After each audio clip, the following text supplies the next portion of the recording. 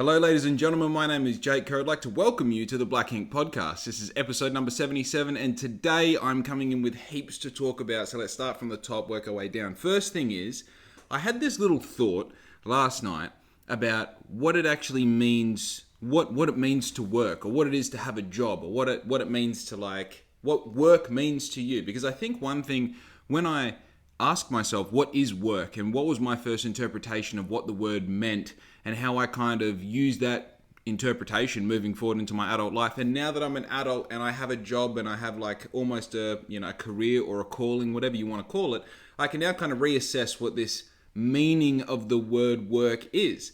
And it's interesting, when I started thinking about it, my most original place where I went to was obviously understanding that my mum and dad were at work a lot. And nothing against my parents, of course, because that's the thing. I mean, we all have to be at work a lot to fund these lives that we all want to live, whether it be, having shelter, or having food, having water, having security, and knowing that you're going to be okay into the future. So you need to have a job. And I think that's a really big thing, is to understand that having a job and having work is different. Because work can apply to everything, obviously. I do work around the house, which means that I'm doing something that only really feeds me, that only makes me feel better, only makes my house look a little bit better. It doesn't bring me any income. It doesn't bring me any food. It doesn't bring me anything other than the satisfaction of knowing that my house is aesthetically more pleasing than what it was when I began. And then also, of course, you have when you're assigned a certain task or a particular set of jobs while you're at your occupation, you also classify that as work. And I think that one thing that we do, especially when you have the interpretation of when I first learned about what work was, or what having a duty was, or having a job was, it was when my parents, who both worked very hard and worked together in the same place, which I think is actually a little key to all of this as well. But what I noticed was that there was a negative connotation attached to the word work.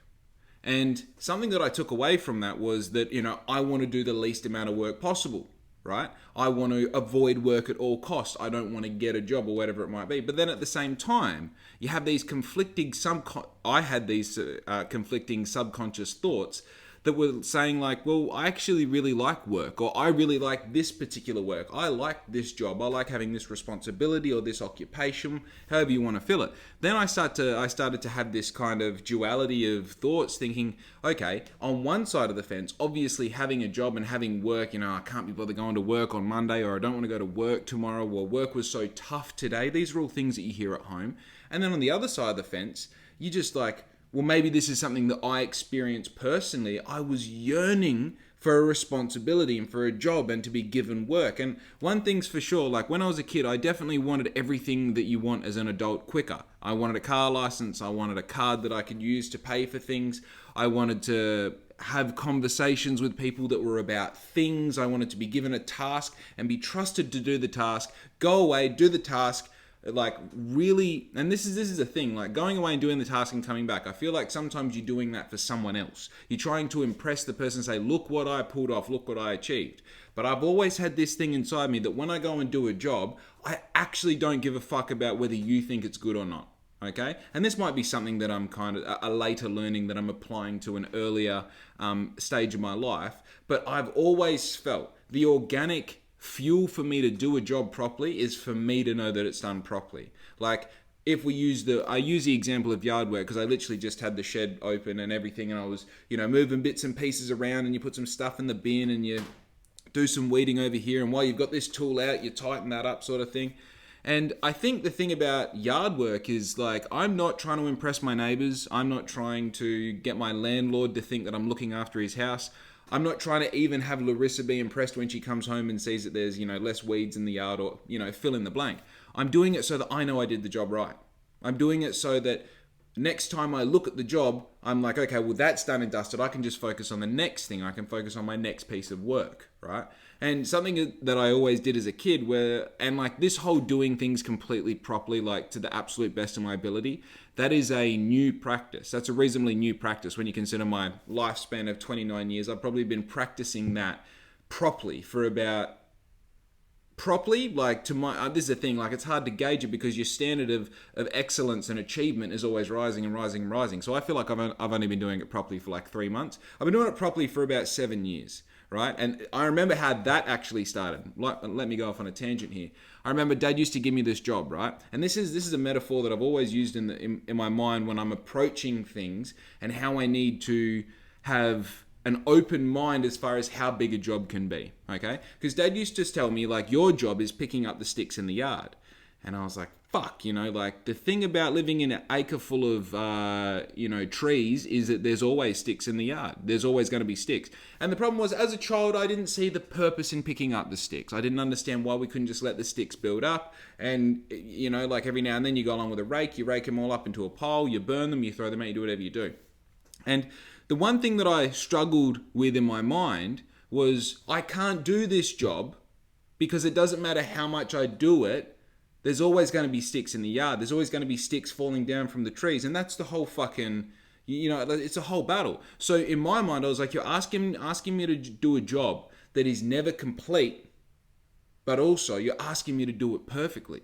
So if I pick up all the sticks in the yard, you're still going to be able to walk around and say, hey, there's a stick there, there's a stick there, there's a stick there.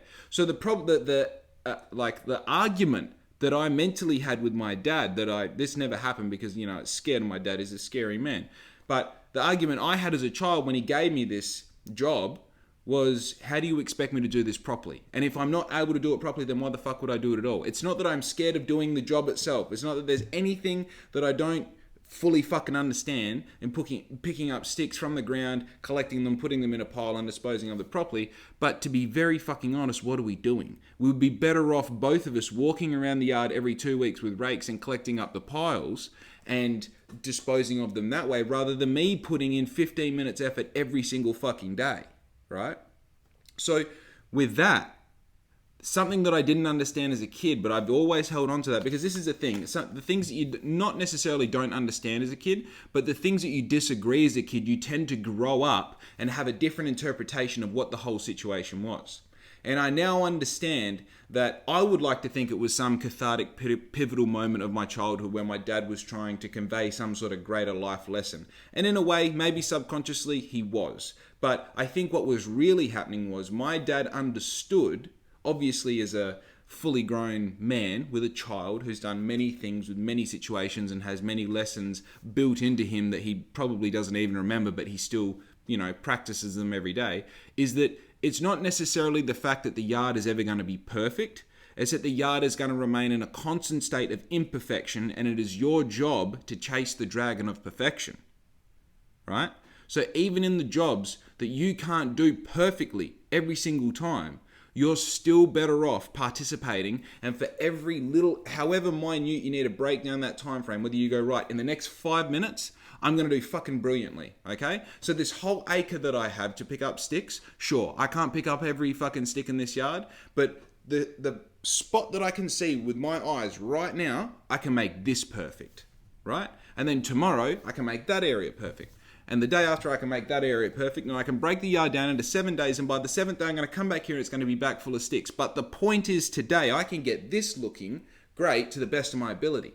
So I focus on what I can achieve rather than what I can't achieve, right? Anyway, that's just a little fucking side note that I've had kind of on replay in the back of my mind. And also, probably one of the examples of my childhood that I'm going to reflect back on time and time again and pull out different meanings and different lessons out of it. And that's okay, because everyone who watches this podcast regularly knows that we're all about progression. We're not about being the same person we were 10 years ago, because that means you're a fucking idiot. You haven't tried to change. You haven't tried to get better. It means you've just held on to those same character traits and thoughts and ideas and beliefs and morals. And you're probably just a fucking dated, aged version of you, when you could be this beautiful, magical dragon flying off into the future with all these brilliant new traits that you never thought were possible. But we're getting off the track, so stick with me. So when I first had that interpretation of what work was, because my parents did this thing that seemed to not only pull them away from the family, but would also cost them physically and mentally and spiritually. They would be giving themselves more to their job than they would be the family unit. And again, mum, dad watching this, don't stress, it's not a big deal. I'm just breaking down what happened, okay? So now, as a child, or as a teenager, say, I remember when I was 12, 13, 14, absolutely itching for a job. I didn't care about the laws. I didn't care about, you have to do this before you can do that. I just wanted something that was mine, that took me away from the house, it took me away from skating, it took me away from friends, that it was something that not only I could do really well at, but the benefit was you got paid for it, okay? And the thing that I find when I consider what work is it's a constant battle between like, we're gonna have to do something with 80% of our lives. This is each one of us. I'm talking to you right now.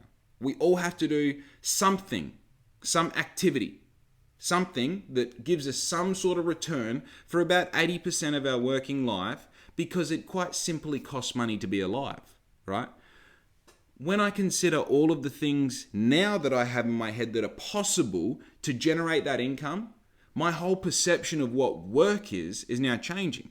And this is something that I've been forced to look at dead in the face, because now I'm having these amazing moments daily. Like, this is happening to me daily. It's happened today, where I stop and I look around and something will remind me of what work used to feel like and what work feels like now. And it makes me cry, because I can't believe that the thing that I do now that is classified as work, the thing that brings me income, is also the thing that brings me happiness. And the thing that I didn't realize about before was that the feeling of settling and the feeling of being okay and lying to myself that I enjoy what I do was at the cost of my happiness, and therefore was at the cost of my whole life. So now I look at like, okay, I made it okay that this thing that I did, which I traded all my time in exchange for, realistically, when you look at how much potential we all have as humans with heartbeats, nothing. I traded all that time and energy for nothing, because I came out the back end of it and I had just done what everyone had told me to do. I'd done the same thing that everyone else does. I've got the same reasonable amount of information that everyone else is working on. I spent my money, right? So the thing is, we live in a society that not only tells you have to have these bullshit jobs, but it also live in a society where we're told over and over that we need all these things that we don't need. And I'm not saying anything new. I know you know this. Everyone knows the quote, everyone's working these jobs that they hate to buy things that they don't need to impress people that they don't like, okay? So it's quite simple to see that this whole scenario where we have to go and lock ourselves into this working contract with a company that's going to say, right, you're going to stay here, we're going to get 38 hours out of you, we're going to pay you bullshit for it, and you're going to sign on the line, right? You're fucking committing to this. This is what you're doing. And then we call that work, right? The idea that the negativity that surrounds the necessity of having the job and applying to the word work completely fucks the whole system. Because now when I say I'm going to work, like when I talk to my friends who don't own businesses, who've been watching me, do all these things with my business over the past 12 months, or even what I did with Black Ink when it was in its original state 8 years ago. When I say to them, I'm going to work, the comparison that they have in their mind is like, for them, going to work is jumping on a plane and flying out, not seeing their family for a week or 2 or 3 at a time. Work isn't going and hanging out in your studio with your dog, fucking smoking cigarettes and printing t-shirts and hanging out with your mates drinking coffee. But somehow it is the same thing. They are both jobs, they are both incomes, they are both work. And man, it's not like I've got some greater point here. It's just like it challenges me as a person when I consider that problem that I had as a kid, where I was like, there's something so bad about work, but there's something so good about work. And the crazy part about it is I've got 2 parents who are just born to be fucking busy bee, work hard animals. Like, they really are. My dad is just a machine. Physically, he is just a work from when the sun comes up to when the sun goes down. Don't complain about your blisters. Don't even look at them. You know what I mean? Like, he is just a hard cunt when it comes to getting hard physical labor done. And he's really good at motivating others to do the same people. And then my mum, who is like a systems and communication expert, all she does is like, she'll see a piece of software, absorb it over a week, and then just be able to apply it to the best of its ability to whatever the situation is, whether it be accounting and bookkeeping within a business, or occupational health and safety within, again, a business, whatever it might be. She's so good at she's so good at thinking, laterally about systems that are intangible, as far as whether they be management systems or money systems or whatever it might be, and then apply them in a real way so they're like, give you results in a business. So I'm kind of this crazy combination of people who work like fucking animals, whether it's indoors or outdoors. I've also got this weird kind of built-in motivation thing where, like, because I was a professional athlete for basically my forming years as a teenager and young adult, so I've got this crazy work ethic and ability to just go, right, train, compete, train, compete. Do that on repeat and keep getting better until you're the best in the world. So when I think about what work is and how my parents had the attitude of like, oh, you know, work is this, work is that, but at the same time, we love work. It gives us purpose and it's what we use as identification as people. It's like, well, fuck, man. So then I come into the world. I come into the, what do you call it? The workforce, essentially. So I come into the workforce, and whether or not you watch my first episode and know my whole work history, I'm going to break it down for you really quickly. So at 13, I became a stable hand for roughly 2 years. 3 shifts a weekend, I'd work for 4 hours at a time. I'd muck out 50 horses' stables. I'd make all of their feeds, and then I would feed them. I would rug them as necessary. I'd do any little bits and pieces around the stables as I had to. But essentially, this was the largest racing stables in all of, I may have been Bunbury or the Southwest, and I was their stable hand for the weekend. So at 13, this little fat kid walking around with a fucking rake on his shoulder and bucket in his other hand, like, you know, bloodstones on. Man, that was my first job, and for once, for the first time, not for once, for the first time, I was like, this is it. This is it. When I come here and I do this, my job is to make sure that the horses' stables are clean. Okay? So by the time I'm done, there just needs to be no shit in the stables. And if I can do that, that's a job well done. If all the horses get fed, job well done. All the buckets that need feeds in them, they're all full, job well done. The horses aren't cold, got rugs on them, hey, job well done. You understand? And then I went to Hungry Jack's. Now, here's where I learned something, because when I went to Hungry Jack's, it's like, okay, here's this bunch of systems, and essentially, you're not even a name, okay? You're not you, you're not a name, you're a pay number, okay? If you decide to up and quit, hey man, very cool, there's another guy who's waiting for a job, okay? And even if there isn't another guy waiting for a job, go. We don't care, okay? So it went from a sense of like, it doesn't matter, it went from feeling like, hey man, you know, you do a good job. You know the people that you work for. You communicate with them. They help you learn to get better. They tell you when you're not doing as good. They pay you more if you do better for whatever. You know, maybe you'll stay around for an extra couple hours one day. They'll pay you for that, you know. So then you've got Hungry Jack's, the comparison, where if you make the best looking burger repetitively, bang, bang, bang, bang, bang, bang, bang, every day, you keep making beautiful burgers, or you keep putting those pieces of meat on the broiler perfectly, every single time, you get paid the exact same amount. Hungry Jack's is just like, bro, we're fucking you raw and you're going to enjoy it. You're going to look back straight in the eye and you're going to say, thank you for employing me, right? So it doesn't matter what you do. The only thing that you can really do in this situation is look at all the systems within this business and use them to the best of your ability. Whole other conversation, but that is one advantage of being in a situation like that. But for the first time I understood, I don't want to go to work. Okay? Because we all don't want to go to work for the time restraints. We all have things we would rather be doing than being allocated a job at a particular workspace for a set, you know, from 7 until 2, you're going to do this. Nobody likes a time thing. It's the job thing. It's the work part of it, right? I didn't like not having my Saturday afternoons, Sunday mornings and Sunday afternoons when I was a stable hand, but I did like the work that I was doing. But then I went to HJ's and we still have that same time restraint that I didn't like. But now my skin was turning to shit because I was working in an oily environment. I was getting treated like shit because I was among a pool of shithead teenagers. So me as a teenager, by default, am going to be classified as a shithead because I'm hanging out with shitheads, you know? And I'm not saying that you're a shithead if you work at Hungry Jack's. I'm saying that if you're a teenager and you're working at Hungry Jack's or in the fast food industry, chances are, by nature, super organically, you're a shithead, okay? So I was a shithead who worked at Hungry Jack's, who was just another teenager running around.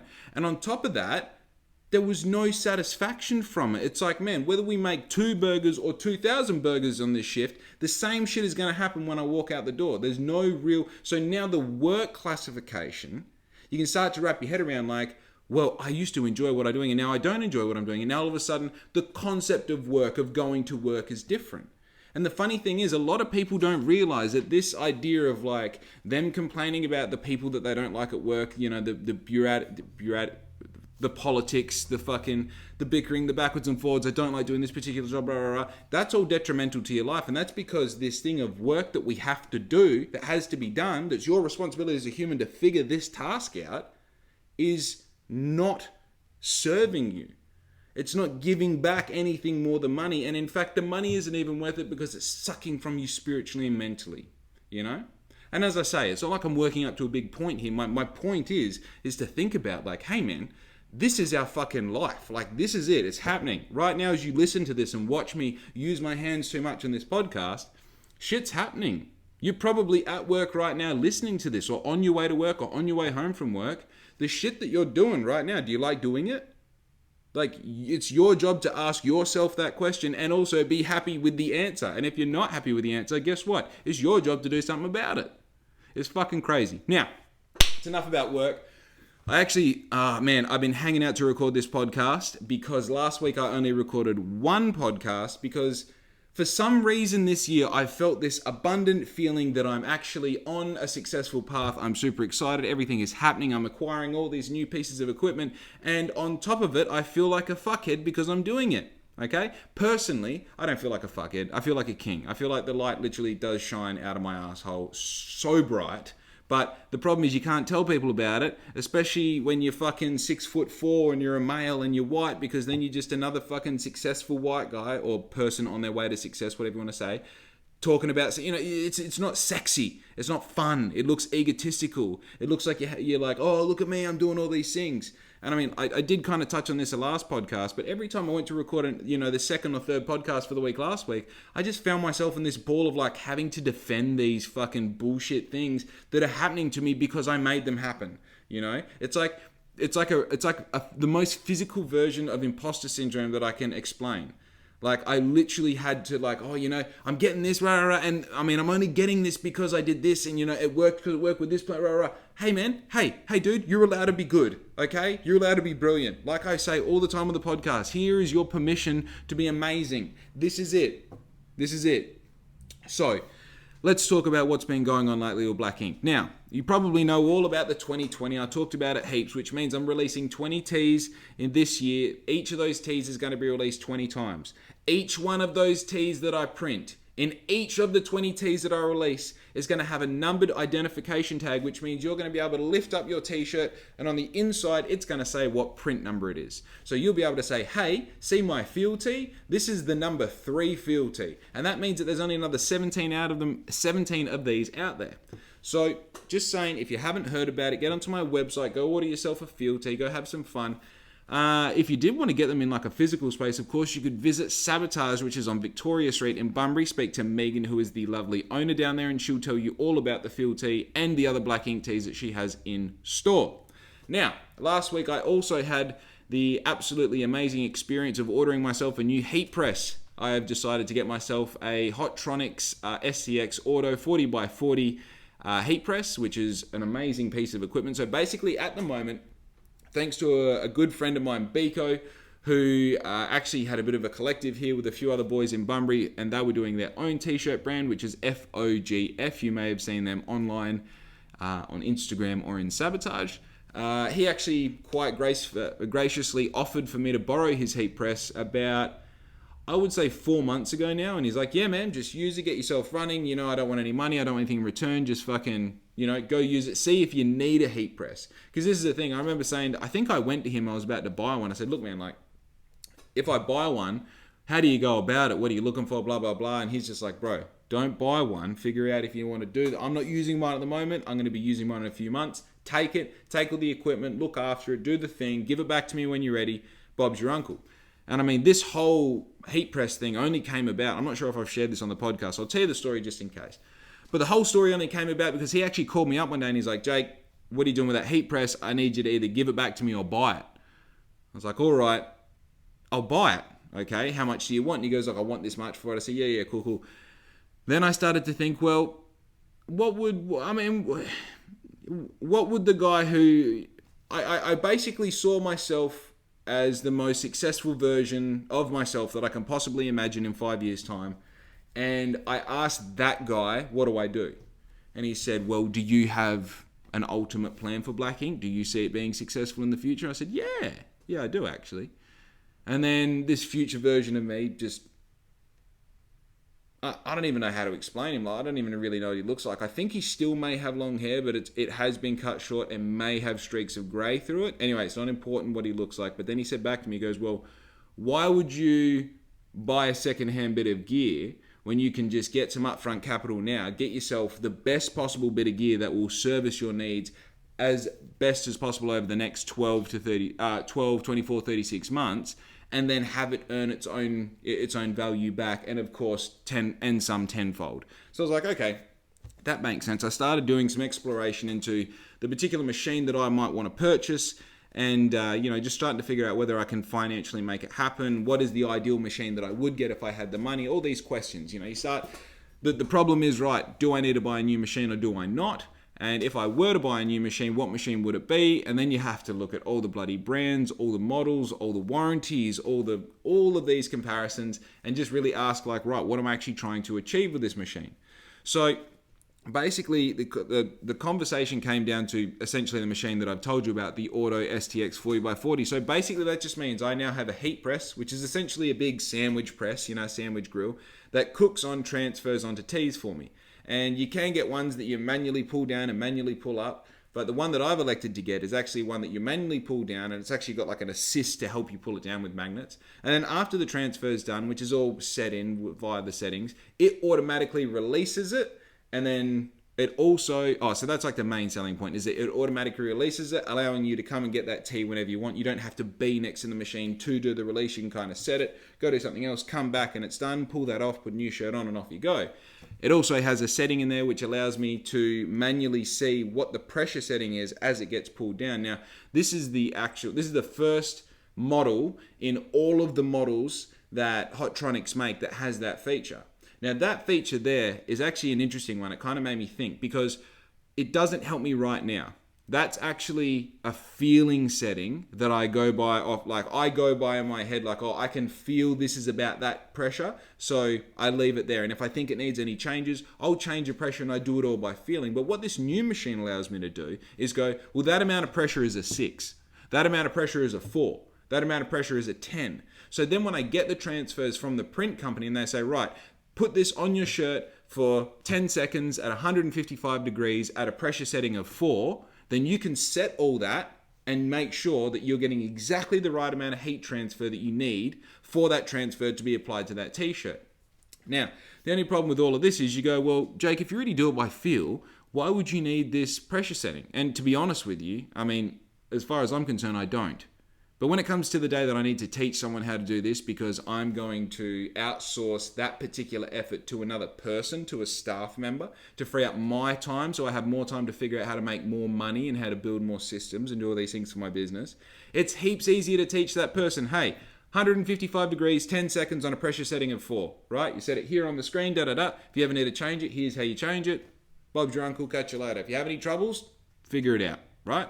It's heaps easier to educate that one particular thing, right? Like, I can teach that in 5 minutes rather than 45 minutes of pressing a bunch of things and going like, yeah, do you feel that? Do you feel that? And then, the person who's working for you just going like, yeah, I guess I feel it. Yeah, Stupid. So I have the new auto heat press on its way from Queensland at the moment. I actually called up the freight mob today because I had to, whole thing, they want to deliver it, and obviously because it comes on a pallet and it's 51 kilos, they can't lift it. It has to be a forklift. And then if they come to your house and you don't have a forklift or all the bullshit, then they charge you for using their tail lift and all the rest. I was like, well, hey, I've worked in transport. You're not going to fuck me, okay? So I called them up and said, look, when this thing arrives, let me know. I'll come down with my ute. You can put it in the back. We'll be good to go. So that's coming from Adelaide to Perth. I think that arrives in Perth today. So I'm hoping that I get that. Today's Monday. I'm hoping to get that around Wednesday. And I've actually got a massive order which was put in last week that's going to let that get straight to work. So I'm super excited for this new machine, obviously to set it all up, get it running, see what it looks like. And then also to be able to just put it straight into work. Bang, bang, bang. Amazing. Now, on top of all of this, so we got the heat press, which was ordered on Monday, paid for it Tuesday. I think I'm not sure if I told you guys about my tunnel dryer, which essentially is just like, okay, imagine you're at a hotel, you go down to the breakfast, you go put your toast in the toaster, which is one of those little conveyors, and it's got a toaster on top, toaster on the bottom. By the time it spits out the other end, your toast is cooked perfectly on the top and the bottom. Now, my heat dryer, my tunnel dryer, is essentially the same thing, but it has no heat on the bottom. So imagine a big conveyor belt about yay wide.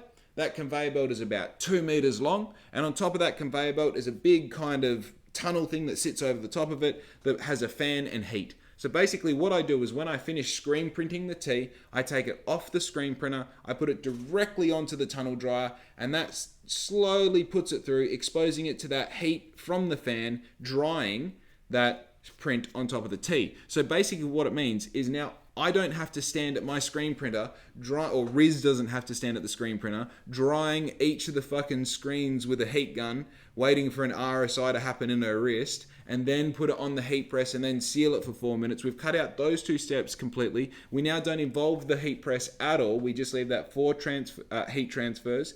Now we just put the shirt straight onto the tunnel dryer. That seals it. It's the proper way for sealing ink onto tees, which means that we've just added basically an arm onto the business of like production, and now allows us, it frees up other equipment from being overused in areas that it's not like, there's nothing that's going to ruin the heat press from doing that. But at the same time, every 4-minute press that we don't do on that and let the heat tunnel handle that drying for us, that's 4 minutes saved off that heat press. And I mean, if we're doing, say if I do a batch of 50 tees, 50 times 4 minutes is how long that heat press had to operate consistently just to do a batch of 50 tees. Now, without even going to it, like just the power consumption alone of the tunnel dryer is going to be better than that. So it's one of those things where a tunnel dryer doesn't, because of the nature of what it actually does, the way it dries shirts, and the fact that we can already do that drying with the equipment that we've got, it doesn't necessarily add any income or foreseeable revenue into the business, but it does streamline the efficiency of the process. So it allows me to get more done in the ways that it's meant to be done, whether it's ergonomically or efficiently, and it frees up my other equipment so that, say even if I've got 2 jobs on at one time, or even if it is just the fact that the screen printing gear is for screen printing, the heat transfer gear is for heat pressing. So a little bit about the heat press and the tunnel dryer. I've also just added on one more piece of equipment, and this may be the most exciting piece of equipment of them all, because realistically, it doesn't even fit into the fucking whole garment creation thing, right? So I went out and bought myself a Roland SP 300V, which is a 700 mil vinyl cutter and printer. So basically the reason that I was looking for a vinyl cutter is because when I transfer my screens, when I develop screens, which is those wooden frames with the silk screen on the front, they then have light sensitive emulsion applied to the front of the screen. You then put a negative of your design on there, expose that to light. Remember I said light sensitive? Expose it to light. That burns a hole in that emulsion, and then you use that screen to do your screen prints through. So then when you pull the ink through the screen, it goes through all of that hole that was made in the emulsion, and that's essentially your design. So the one thing that I can't do here in my studio now, because I used to outsource that whole process to the people that I bought my screen printer off, I now do all the emulsion applying. I can clean screens myself, so you get them back to brand new. I can then apply the emulsion in my darkroom.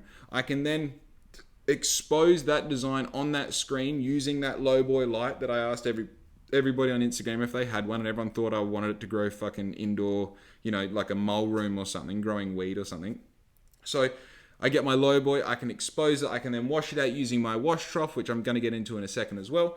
And then furthermore, I can then use that screen to then go and print t-shirts on my screen printer. So I have the whole process sorted except for the negative that you put on top of the emulsion before you expose it to light, which burns your design into it. Now, the way that you make these negatives is really simple. It's your design in black vinyl stuck to a clear piece of plastic, so that when the light is exposed to it, the only light that is blocked is your design. Now, I understand that following this in your head, if you have no idea what I'm talking about, is extremely difficult, but just stay with me, okay? So basically, you can get things that cut out designs in vinyl from Officeworks for about $600. You can just punch in your design on your computer, it sends the information, you feed a sheet of vinyl into this cutter, and a little knife cuts out your design. You then go along with another knife and you pick up everything that isn't your design. That's called weeding, and it grabs out all the other pieces of vinyl that aren't yours. You then have essentially a vinyl cutout of your design with a backing on it as if it's a sticker. So then you apply that to a clear piece of plastic, you take that backing off, and then you're left with your design on a clear piece of plastic that you can put face down onto a screen with emulsion on it, expose it to light, and that's how you're going to get your design onto a screen, right? So now, I was like, okay, so I just need a vinyl cutter. I was like, okay, I can figure this out. You can get these little kind of home use ones at Officeworks, $600, not too crazy, not to own the whole process. This is the thing. If I can do those vinyl cuts, that means I can own the whole process from start to finish of screen printing. Don't rely on anyone else. I can turn an idea into a t-shirt in 24 hours. Okay? So I was looking at these options. Then all of a sudden I was like, you know what? If I was going to do this, if I was still talking to Homeboy in 5 years' time and said, how do we do this? He goes, bro, fuck a vinyl cutter. Get something that can do everything, right? Vinyl cutter and printer means that not only can you cut out vinyl and stick it to a clear piece of plastic and do your screens, it means that you can print stickers. It means that you can do sign writing. It means that you can print out stickers that are this big and go onto lighters, or you can print out stickers that are 700mm wide and go across people's fucking windscreens. You can sign write the side of your car. You can make for sale signs for people. Anything that is on a sticker that is on vinyl, you can now do. So I was like, really? And I explored that and I followed it down. I could tell you all the trials and tribulations of how I came to the final decision of buying the particular printer that I did. But I'm going to save you the days and days of rambling and phone calls and bullshit backwards and forwards and just tell you that I secured this beautiful, probably about 13, 14-year-old vinyl cutter and printer that has definitely been to the moon and back, but is going to also definitely facilitate every single need that I have for it in the upcoming future. So I now have these massive pieces of new equipment that are filling up my what seemed to be massive studio space recently is now getting smaller and smaller and smaller. And in fact, last week I actually had to have one day where I did nothing but get shit out of this room. So I thought I was rearranging stuff, put this here, put that there, put that there. But you realize that if you've got a bunch of big things in a room, it really doesn't matter where the fuck you put them. The room is going to be full regardless. So you have to get some stuff out of there. And so then you start going, okay, what's the biggest thing I can get out of here? What are the smallest things I can get out of here? How do I make this more efficient? Do I need this? Do I use this? When was the last time I looked at this or the last time I touched this? Can I validate it as something worth keeping? And also, the amount of times that I ask the question, does this have anything to do with my business? So now I'm like really isolating this area as just my business. So I'm not confused with these personal things or personal issues, whatever it might be. When I say personal issues, like I don't want to see, like besides right here, I don't want to see Simpsons figurines in here. Simpsons figurines have nothing to do with black ink. You know what I mean? I don't want to be finding, what was something I found the other day? This morning I found pencils, you know what I mean? Like colored pencils, dude. And this is the thing, like you go, oh, what if you want to design something with colored pencils? Hey, suck my dick. Just get rid of the colored pencils. You know what I mean? Like, I don't want to look at anything and it take me away from black ink. So I spent this whole day moving things around, getting things out, moving things around. The beautiful part is I'm surrounded by fucking electrical outlets as well in here. So I basically have full freedom to put shit wherever I want and not have to run cords across the roof or along the floor or whatever it might be. But the point was, I got like 3 full tables out of here. I cleaned out a full fucking... I had stuff that was not ergonomic. I had benches in spots where it's like, well, I don't need a bench here. I just put a bench here because I had a bench and this is the first place I put it up and I built everything around it. So instead of just kind of like building off, convenience, I was more building off a plan or building off a reason. So I was like, hey, why don't we put the heat tunnel down the back of the room so that when it comes to any troubles that we have mitigating the temperature in here, we can open up the back door, we can turn a fan on, and that pushes all that heat straight out of the door. So instead of creating like a hot pocket of the room, it actually creates more consistent temperature throughout because we can just make that a tunnel of air that's just passing out whether it's hot or cold. So just these little things. And don't forget, I have nobody helping me doing this. I'm not saying that like, oh, poor me, I don't have anyone helping me. I'm just saying like, hey man, like, no matter how long it takes, I'll figure out every problem. I promise you. And the cool thing is you can too. That's really important because there's definitely a time in my life, not that long ago, that I had nowhere near the faith and the confidence that I have now because I purely believed I just wasn't one of those people. I just wasn't, not that I wasn't destined or born to be successful. I think there's definitely been a subconscious thing in the back of my mind that if it's possible, I definitely want it. And because I want it, it's definitely going to happen, you know? So it's not that, but I definitely have had some sort of like, I almost feel invisibly handcuffed. I think that's an accurate thing to say. You feel invisibly handcuffed. You're like, I've got all the good ideas and I have all the execution, but I'm just super scared that like the amount of work that it really takes or maybe the judgment that's going to be passed to me by people that I appreciate and respect and whatever you want. But it's just like, the reality is like now, I'm not scared of problems. I'm not even scared of big books anymore. I used to be scared of big books because it's like, oh, it's going to take so long to read this. I'm not even sure I have that much like fucking life left in me. Dude, fuck it. Just keep doing it. Just keep grinding every day. Keep making decisions. Be 1% better, not every day. Be 1% better every fucking minute. Every minute. And dude, it's that simple. I'm cleaning up the sticks in the yard over here. I'm not going to worry about the whole acre. I'm going to worry about this tree. Okay? Just this tree. I'll pick up the twigs when I'm done under this tree before I'll pick up the sticks over there, just so I know that this is done properly.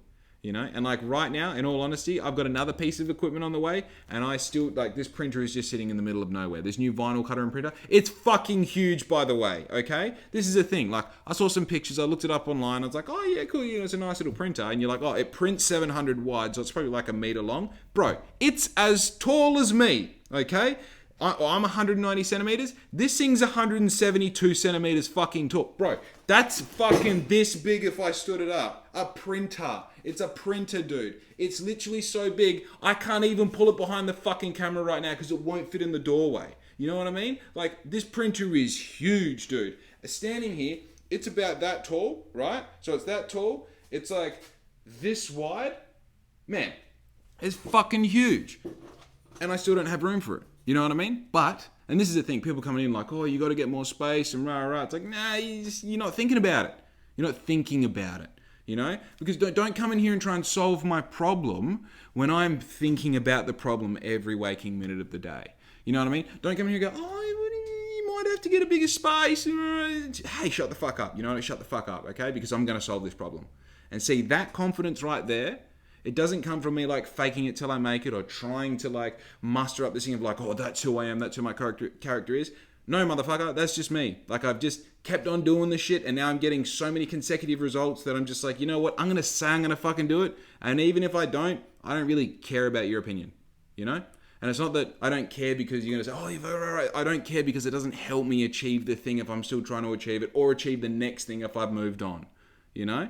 And you, my friend, have the permission to be excellent just the same.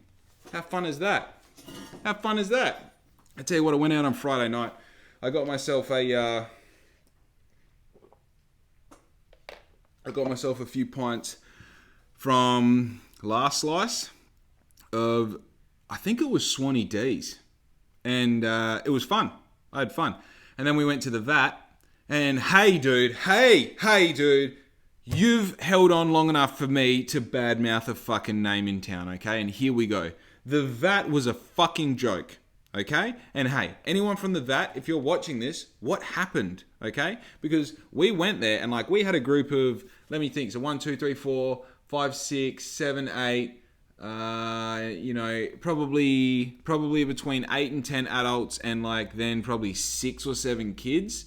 And dude, what the fuck? Like, what happened was the drinks were taking hell long to come out. So someone would go up and order like, hey, can I get fucking, you know, 6, what are they? Well, there was a group of 4 of us boys drinking and 3 of us were drinking fucking Carlton Dry and 1 of us was drinking IPA. Now, I don't know which one of the fucking losers was drinking IPA because, hey, who drinks IPA? Or, hey, who drinks beer in general, let alone IPA, right?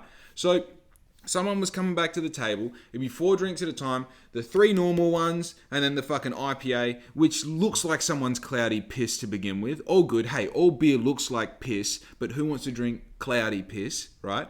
So they'd come to the table, and whoever it was drinking IPA got to a point where they didn't want to drink IPA anymore. Now, your boy doesn't drink, okay? So if I've had 3 pints of something, for the love of fucking God, please don't change it because I don't drink, okay? And if you want to play that game, let's get you 12 cigarettes deep and then give you a full joint and see how you handle it, okay? See how you handle it because you're not gonna, okay? And you know what I didn't on the weekend? I didn't gonna handle it because it spewed everywhere. So what happened was, I ended up with someone's IPA, I had a mouthful and a half of it, and then literally like straight away, I'm like, oh, I feel bad. And then you get like 20 minutes later and people are starting to talk about food and you're like, oh no, my lips and asshole just got wet from a weird feeling, you know? So then I'm like, hey guys, I don't feel very good. And then Dad straight away, because the whole thing, like I went out with Dad, the idea was that Dad and I were going to kick on, we've got this crazy brother-in-law. He can't fucking help himself. He goes hard on the piss. So then what dad does is he follows him and then I follow dad. You know what I mean? Because as I say, I don't drink. This is a fucking difficult game for me. Dude, this is playing Monopoly in the dark for me. I'm still going to beat you at it, but I'm going to struggle the entire time. Okay? So I'm there with dad, I'm putting on my best effort, and then he sees me, he sees in my eyes, he sees I'm in trouble, he sees me sitting there, I was wearing this shirt, so obviously steezed out as all fuck, and he's like, my boy's in trouble. So I look at him, I'm like, yeah, you know how you make that like public statement to one person, but everyone around you're like, I don't feel good, I'm feeling like I'm gonna spew, So then they get one of the kids, I'm not gonna say names, he just got his license, so he's like, yeah, fuck yeah, I'll run you home. So I was like, sweet, man, how's this little motherfucker, And by that point, they're bringing out Jackson Coke, and I had like a sip of that. And of course, if you're feeling really shit off a mouthful and half of IPA, Jack Daniels may as well be the devil's dick, okay? It was terrible. It was drinking gasoline lit on fire, right? So push that off to one side. I don't want to look at it. I don't want to smell it. I don't really want to be around it, that sort of thing. But don't forget, at this stage, we've also all ordered food, okay? And this is the thing, everybody at that table, doesn't not get the fucking $50 steak. And when you're at the vat, why would you get the fucking salad when you could get the ribeye or the T-bone or the pork belly or the pulled, you know what I mean? All these beautiful things that all cost like $40, $50 each. So you're like, all right, and I'm like, you know what I'm going to do? I'm going to fucking hold out until the food gets here, and then I'm going to bail. So at least that way you make the most of getting a nice $40 fucking pork belly, rah. But as soon as Riley's like, because this is the thing, I said I feel sick. I made my PSA about feeling nauseous in an attempt to because this is the thing, you got to educate them. You got to educate them 10 minutes before you want to go. Or if you're playing the long game, you're like, hey, I start to feel sick. And you're like, I'm going to be home from the moment I say I feel sick. I'm going to be home in an hour. Then you got to fucking plan it out right. But see, dad, like I said, he saw the sadness in my eyes. And he's like, oh, we'll figure out, we'll get you a ride. Homeboy says, hey, I'll give you a lift. So I go promptly to the kitchen after half an hour of waiting for my food. And I'm like, hey, bud, you've got a pork belly coming out to that table. Forget about it. It's taken too long. You know what I mean? This is bullshit. Why do you serve IPA? So then I walk back out to the table. Kid's got his keys in his hand. He's like, let's fucking go. We go out to the car. He's got a PK Ranger. So, of course, I spend the next 10 minutes talking to this cunt about his 3-litre turbo diesel PK Ranger because it's not as beautiful, but it's very similar to my car. So, anyway, we get home. And this is the thing. You know how, you're talking to someone and the whole time you're like, man, if I stop talking, I'm going to spew. Unless you have a cigarette or unless I keep talking, I'm going to spew, okay? So I just kept talking. I'm like, bro, you fucking, dude, can you believe the EGR plates in this thing? It's fucking, why? You put a lift kit in it? How'd you do that? What tires are you running? That's crazy, And then I get home, and of course, beautiful Riz, she's like, oh, you've only been out for a couple hours. What's going on? And I fucking sit down on the bed, and I'm like, I don't feel good. I don't feel good, And she's like, that's okay, we'll get you some water and some Panadol. I'm like, yeah, but I don't feel good, Then she's like, go have a spew. Now, look, hey, man, I'd go spew now. If I had the smallest inkling of needing to spew, I'd rather just go spew and get the spew out of the way than fucking be sitting there going like, oh, man, I might spew. Like, just fucking go spew. You know what I mean? It's not even that bad of a feeling when you get into it. You just got to be in the mood to do it. And I feel like the mood is being human, So I was like, oh, I think I could spew.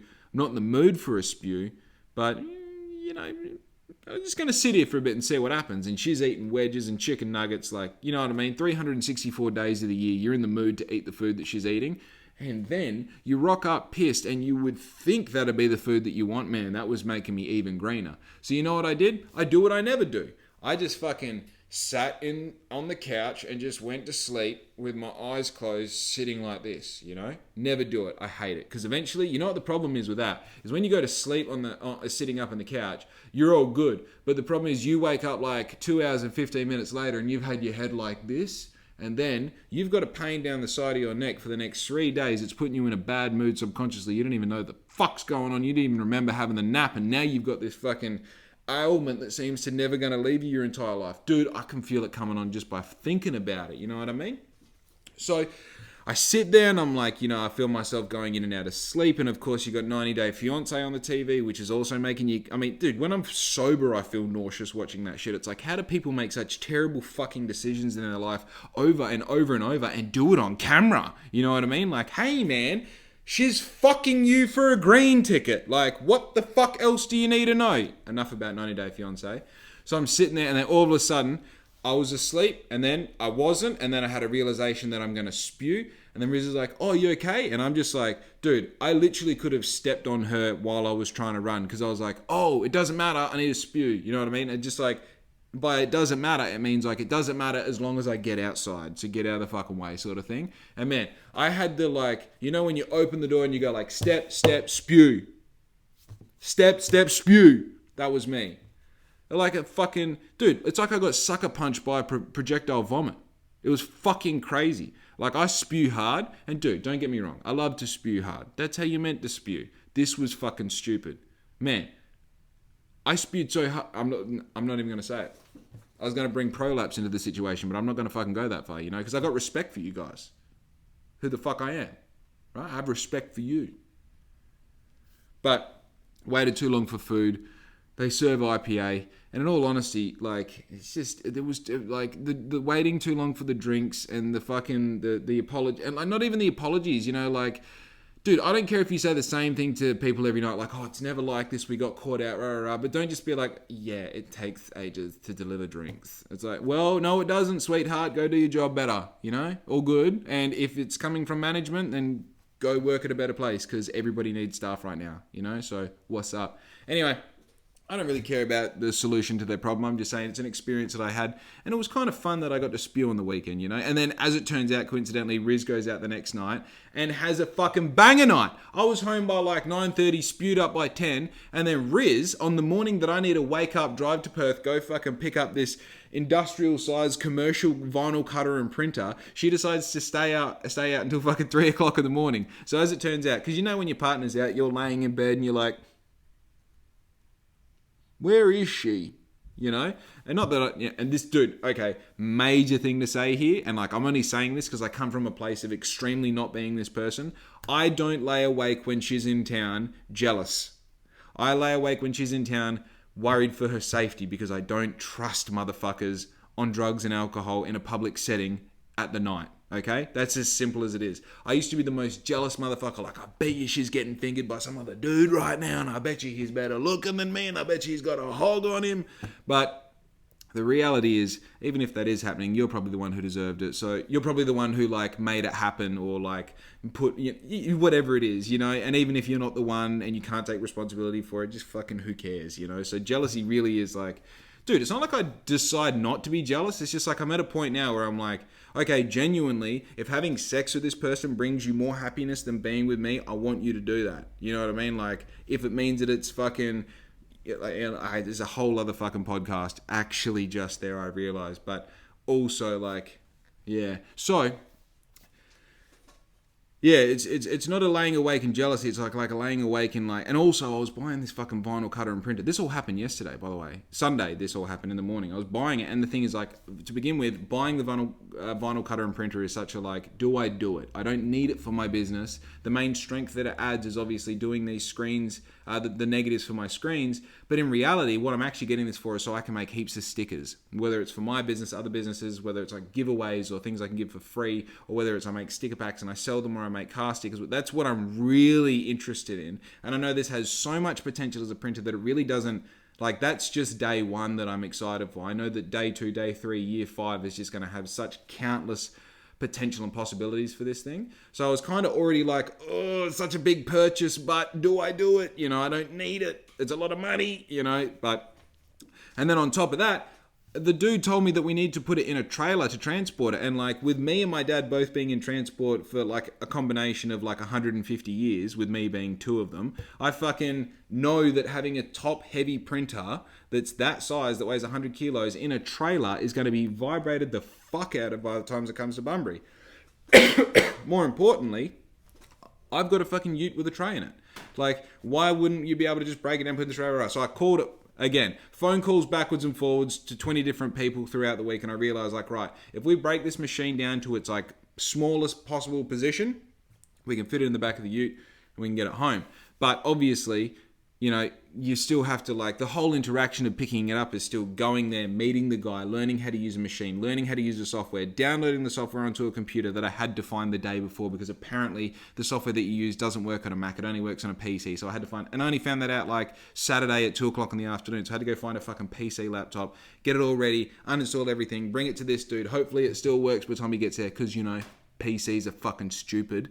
And then get all that downloaded and then actually load the thing into the car, and hopefully that plan works, because if I can't load it into the car, I didn't bring a trailer to follow through with the plan that the guy who's selling it made. So little bit of pressure there, all good. So I'm already sleeping one eye open because Riz is out on the town. She might need me to pick her up or pick her and her friends up or anything. I'm also going to do this thing tomorrow that I'm really just like going to buy something I have no idea about and try and implement it into my business in an effective and financial and successful way. So that's a whole thing of its own. And then on top of that, Riz decides to get a ride home half an hour before my fucking alarm goes off. So I was like, okay, jump in the car, drive into town, pick her and her friend up, drop her friend off, because I can't leave her friend in town, respectfully. And she's cool. Like, it's not that I wouldn't leave her in town. She's my friend as well, but at the same time, like, you can't leave her in town at 3 o'clock in the morning.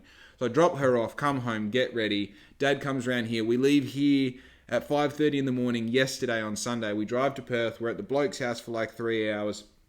We turn around. We fucking go and get some coffee. The bloke calls. He's like, you left some shit behind. So we go back to his place, grab it, bring it home. And then the whole task of like trying to get the fucking printer out of the car again and set up in here and blah, blah, blah. Anyway, dude, you fucking get it. I'm busy. I'm doing things. Black Ink's on the move, okay? Be good to your mum because I'm fucking out. Yeah!